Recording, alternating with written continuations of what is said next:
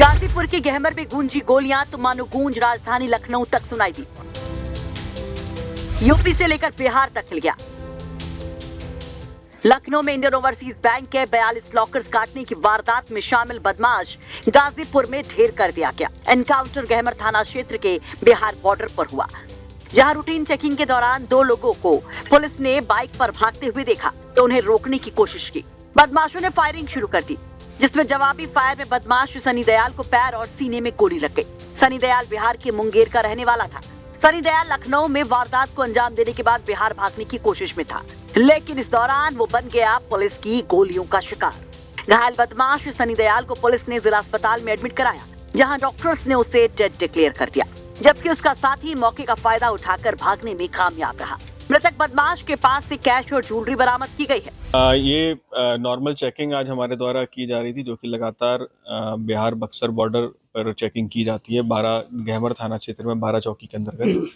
तो जब चेकिंग के दौरान दो संदिग्ध व्यक्ति एक बाइक पर जाते हुए दिखाई दिए, जिनको जब रोकने का प्रयास किया गया 12 चौकी इंचार्ज के द्वारा, तो वो वहां से गाड़ी पलट के और वहां से भाग निकले। और उनको जब तत्काल सूचना दी गई चौकी इंचार्ज के द्वारा, तो वहाँ पर थाने की टीम और सभी लोगों ने उसको ट्रेस करना शुरू किया। तो वहीं मौका पाकर वो सड़क से उतर के एक सुनसान निर्जन स्थान की तरफ उन्होंने भागने का वहाँ पर प्रयास किया, जिसमें से एक लड़का जो था वो वहाँ से भाग गया और दूसरा लड़का जो वहीं पर पुलिस के ऊपर छुप के वहाँ से फायरिंग करने लगा जब पुलिस ने उसको रोकने का प्रयास किया। तो जवाबी फायरिंग में जब उसके ऊपर पुलिस के द्वारा फायरिंग की गई, तो उसके पैर में और उसके छाती पर गोली लगी, जिससे वो गंभीर रूप से घायल हुआ।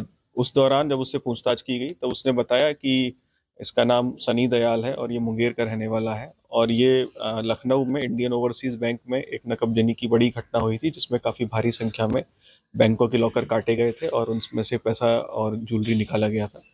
तो ये उसमें उसका ये वांछित था। और उसके उपरांत जो लखनऊ में चिन्हट थाना क्षेत्र में एक पुलिस मुठभेड़ के दौरान कुछ अपराधी पकड़े गए थे, उसमें ये वहां से बच निकले थे और अब ये बिहार भागने के प्रयास में लगे हुए थे।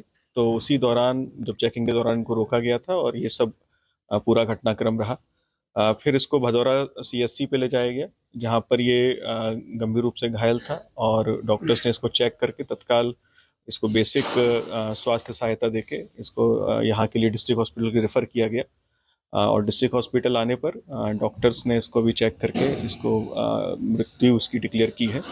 और इसके पास से कुछ ज्वेलरी और कैश भी इससे बरामद किया गया है, जो कि उसी घटना से संबंधित है। वहीं लखनऊ में हुई वारदात का दूसरा आरोपी लखनऊ के चिन्हट इलाके में ही मारा गया। लखनऊ में हुए एनकाउंटर में आरोपी सोमिंद कुमार मारा गया। सोमिंद कुमार भी बिहार का रहने वाला था। आपको बता दें कि इंडियन ओवरसीज बैंक के लॉकर तोड़कर चोरी करने के मामले में अब तक 2 बदमाश ढेर किए जा चुके हैं, जबकि 3 बदमाश गिरफ्तार हो चुके हैं। वहीं 2 आरोपी अब भी फरार हैं।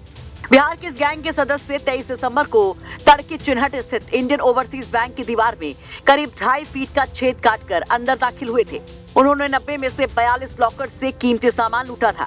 घटना रविवार सुबह सामने आई, जब एक स्थानीय दुकानदार ने बैंक की दीवार में छेद देखा और अधिकारियों को इस बाबत खबर दी। कुल 7 आरोपियों के इस गैंग ने इस वारदात को अंजाम दिया था, जिसमें से 6 बिहार के रहने वाले हैं, जबकि 7वां आरोपी विपिन कुमार वर्मा लखनऊ का ही बताया जा रहा है। विपिन ने ही बैंक की रेकी की थी और लखनऊ में इस गैंग के रहने, खाने, गाड़ी आदि की व्यवस्था की थी।